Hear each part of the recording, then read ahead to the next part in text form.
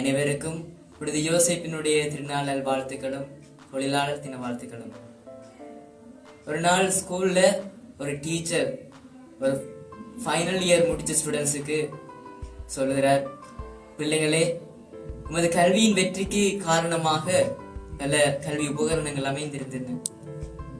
உதாரணமாக pencil, pen, புத்தகம் போன்ற பல்வேறு வகையான கல்வி பொருட்கள் எமது கல்வியின் வெற்றிக்கு உதவியாக இருந்தது.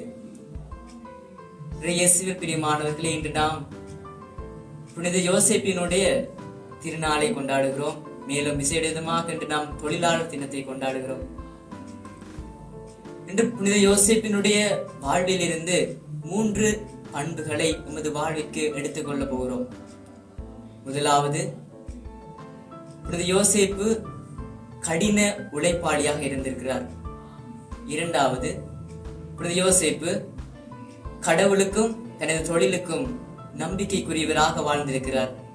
மூன்றாவது, புனித யோசேப்பு தனது தொழிலை தகுந்த முறையில் மதித்திருக்கிறார். பிரியமானவர்களே, எமது தொழில் எப்படிப்பட்டதாக வேணாலும் இருக்கலாம், எவ்வாறான தொழிலாக அமையலாம். ஏனென்றால் இன்று நாம் புனித யோசேப்பினுடைய வாழ்வையும் உமது வாழ்வையும் இந்த நான் முதல் கூறிய 3 பண்புகளின் அடிப்படையில் ஒப்பிட போகின்றோம். நான் கடின உழைப்பாளியாக எனது வாழ்வில் இருந்திருக்கிறேனா? நான் கடவுளுக்கும் எனது தொழிலுக்கும் நம்பிக்கைக்குரியவனாக செயல்பட்டிருக்கிறேனா? நான் எனது தொழிலை தகுந்த முறையில் மதித்திருக்கிறேனா? பிரியமானவர்களே, நாம் தொழில், வேலை என்ற வார்த்தைகளை கேட்கும் பொழுது உமது மனநிலை எப்படிப்பட்டதாக அமைவதென்றால், ஒரு உயர்வான உத்தியோகம், உயர்வான தொழில், உதாரணமாக டீச்சிங்காக இருக்கலாம், என்ஜினியரிங்காக இருக்கலாம், ஹாஸ்பிட்டல்ல வேலை செய்யறதா இருக்கலாம். இப்படி பெரிய இடங்கள்ல வேலை செய்யறது மட்டும்தான் நமது மனநிலையாக இருக்கிறது. அதே நேரத்தில் பிரியமானவர்களே, இந்த சிறிய சிறிய தொழில்கள் செய்பவர்களை, சிறிய சிறிய வேலைகளை நாம் அவமதிக்கின்றோம் என்பதை மறந்துவிடக் கூடாது. நாம் முன்னோக்கி செல்லுகின்ற பயணத்தில் ஒரு கணம் நம்மை நிறுத்தி பின்னுக்கு பார்ப்போம்.